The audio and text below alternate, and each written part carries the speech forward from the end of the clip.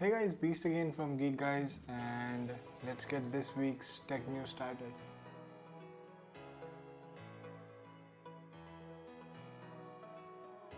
Starting with the biggest news, AMD ने जो है अपना नया रिलीज़ कर दिया है जो 5000 सीरीज़ उनके प्रोसेसर्स हैं। तो 5000 सीरीज़ के अंदर इनका जो Ryzen 9 है, Ryzen 7 है और Ryzen 5 है। 4 प्रोसेसर्स एक्चुअली इन्होंने रिलीज़ किए हैं। जो इनका पहला प्रोसेसर है वो है 5950X। तो ये जो है ये टॉप टियर इनका प्रोसेसर है। जो ये प्रोसेसर है वो इंटेल के टॉप टियर i9 प्रोसेसर्स के साथ जो है वो compete करता है। और ये प्रोसेसर जो है एक 16 कोर का प्रोसेसर है और इसमें 32 थ्रेड्स हैं। बेस क्लॉक इसकी जो है पिछले प्रोसेसर जो इनका टॉप एंड प्रोसेसर था उससे थोड़ी कम कर दी है। 3.4 गीगाहर्ट्ज़ से अब ये स्टार्ट होता है और मैक्स बूस्ट जो है वो 4.9 गीगाहर्ट्ज़ तक ये बूस्ट करता है। आई डोंट नो इन्होंने AMD ने क्यों इस 5 गीगाहर्ट्ज़ का जो एक बैरियर है वो क्यों नहीं इन्होंने ब्रेक किया। ये आराम से कर सकते थे but I don't know what happened. और इसमें जो है 64 मेगाबाइट की L3 कैश है और जो कैश है वो इसमें पहले डिवाइडेड होती थी नोड्स में, बट अब जो है वो कैश डिवाइडेड नहीं है और वो जो 64 मेगाबाइट की कैश है वो सारे 16 जो कोर्स हैं उन्हें रेडली अवेलेबल है और इससे जो है लेटेंसी काफ़ी रिड्यूस होती है जो कि गेमिंग के लिए बहुत ही अच्छा। और बेसिकली जो सारे राइजन प्रोसेसर्स है AMD क्लेम करता है कि उन्होंने 19% IPC अपलिफ्ट किए हैं। 19% is a huge improvement. IPC basically होता है इंस्ट्रक्शंस पर साइकिल, जो एक साइकिल होता है 1 गीगाहर्ट्ज़ की जैसे साइकिल होती है, तो उसमें 19% और जो है वो प्रोसेसर जो है वो कर सकता है जो नए राइजन्स हैं। If we are comparing to the previous gen Ryzens, the Ryzen 2। तो Ryzen 3 जो थर्ड जनरेशन राइजन है ये 7 नैनोमीटर पे ही बेस्ड है TSMC की। बट जो इम्प्रूवमेंट्स हैं वो आर्किटेक्चरल इम्प्रूवमेंट्स हैं थोड़ी, रादर देन जो है वो नोड की इम्प्रूवमेंट नहीं है। AMD ने कोई नया चिपसेट इन सारे जो प्रोसेसर उनके साथ रिलीज़ नहीं किया है क्योंकि उनको अब जो नया प्रोसेसर जो वो लाएंगे वो AM4 सॉकेट नहीं सपोर्ट करेगा और वो नई सॉकेट के साथ आएगा। तो उस टाइम को जो है नए मदरबोर्ड जो है उन्होंने तब उस टाइम के लिए जो है उन्होंने पोस्टपोन कर दिए। बाकी जो 5950X है इसमें जैसे कि जितने भी राइजन्स हैं उनमें क्या है जो उनकी L3 कैश है वो डायरेक्टली लिंक्ड है। पहले जो थी वो डिवाइडेड ही सब डिवाइडेड थी 2 नोड्स में। तो 16 इंटू 2 पार्ट्स में, जैसे अगर 32 मेगाबाइट की कैश है तो 16 इंटू 2 में डिवाइडेड थी। तो 8 कोर्स उसका फ़ायदा पहले उठा रहे थे और फिर 8 कोर्स जो है बाकी उसका फ़ायदा उठा रहे थे। तो ऐसे में जो सब डिवाइडेड कैश थी उससे जो है AMD ने उसे गेट रेड कर दिया है और अब एक 64 मेगाबाइट की एक पूल है जिससे कि सारे 16 कोर्स जो हैं वो इंटरेक्ट कर रहे हैं, जिससे लेटेंसी जो है वो रिड्यूस हो जाती है और वो गेमिंग के लिए काफ़ी अच्छा है। सिंगल थ्रेडेड परफॉर्मेंस पे काफ़ी जोर दिया है और पहली बार सिनेबेंच R20 में जो है 600 का जो बैरियर है वो क्रॉस कर दिया है AMD ने। 631 टू बी एग्जैक्ट। 631 का स्कोर जो है वो Ryzen 9 का था।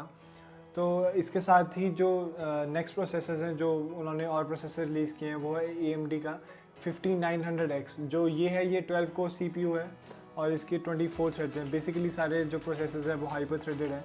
फिर इसके बाद AMD Ryzen 7 5800X है जो कि एक 8 कोर CPU है, 16 थ्रेड्स हैं इसमें। और ये सारे प्रोसेसर जो है 105 वॉट्स के हैं। बस एक जो Ryzen 5 5600X है वो 6 कोर 12 थ्रेड का हाइपर थ्रेडेड प्रोसेसर है और वो 65 वॉट की TDP है। बाकी जो Ryzen 7 5800X, Ryzen 9 5900X और 5950X जो है Ryzen 9 वो सारे 105 वॉट्स की TDP में है।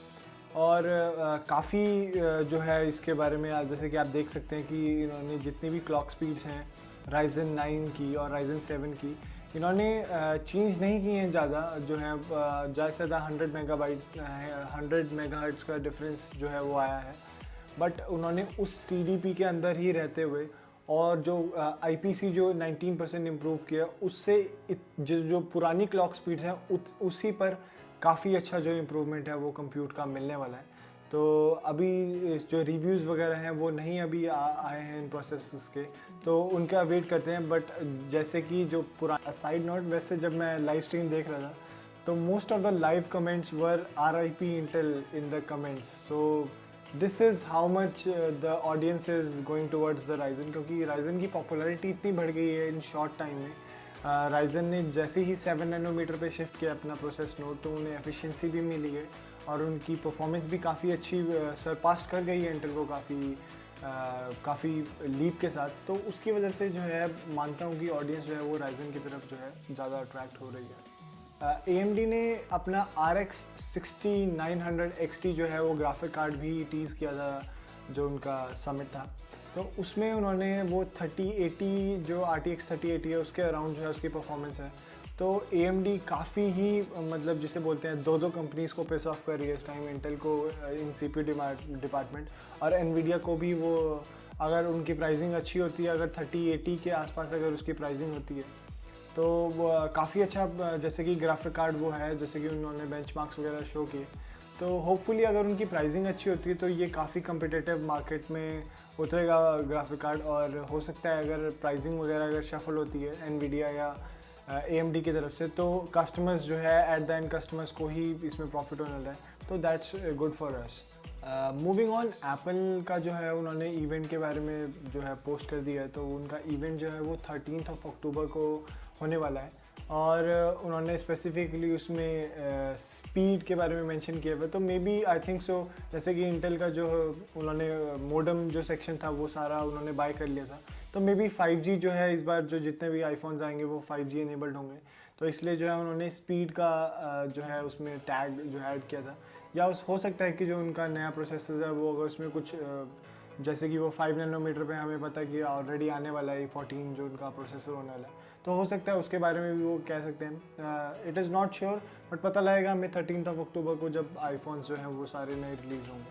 सो अनदर न्यूज़, सोनी ने जो है PS5 का जो है टीयर डाउन उन्होंने रिलीज़ किया था यूट्यूब पे। तो उसमें चेक किया तो उसका जो उसका SoC है उसके ऊपर वो लिक्विड मेटल कंपाउंड यूज़ कर रहे हैं उसे कूल करने का। If you don't know what a thermal compound is, basically जब भी एक हम जो कंप्यूटर का प्रोसेसर होता है या कोई भी प्रोसेसर होता है, अगर उसे हमें कूल डाउन करना होता है किसी चीज़ मेटल या किसी हीट सिंक के साथ अटैच करने के लिए, तो परफेक्ट जो है उसे थर्मल कंडक्टिविटी देने के लिए एक बीच में हम कंपाउंड यूज़ करते हैं, उसे हम थर्मल कंपाउंड बोलते हैं। तो जो लिक्विड मेटल होता है वो बेसिकली अभी तक की हाईएस्ट थर्मल कंडक्टिविटी वाला कंपाउंड होता है। तो उसको यूज़ करते हुए जो है PS5 की एफिशिएंसी को इम्प्रूव करने के लिए सोनी ने काफ़ी अच्छा जो है ये स्टेप उठाया है।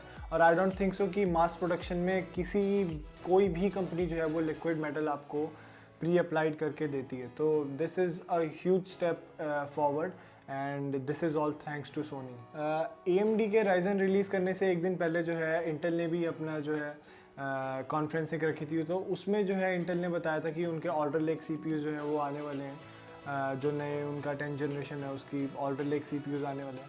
और उन्होंने जो है अपने कॉमेट लेक CPUs के बारे में भी काफ़ी अच्छा डिस्क्रिप्शन दिया है। तो वो बता रहे थे कि 2021 के जो फर्स्ट क्वार्टर है उसमें वो कॉमेट लेक जो है अपने प्रोसेस जो है वो रिलीज़ करेंगे।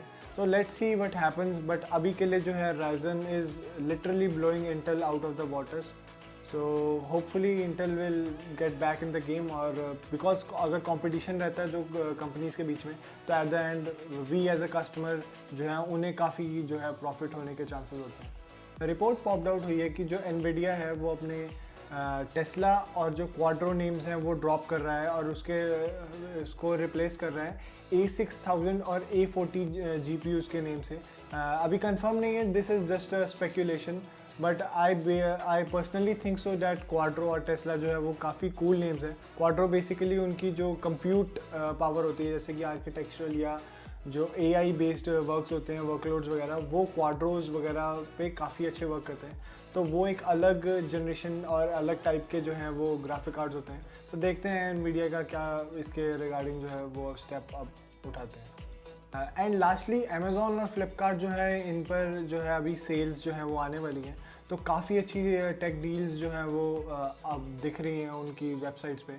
तो जो कुछ डील्स जो हैं वो जो मेरी फेवरेट डील्स हैं वो मैं आपको डिस्क्रिप्शन में जो है वो नीचे मेंशन कर दूंगा, तो आप वहाँ जाके चेक कर सकते हो।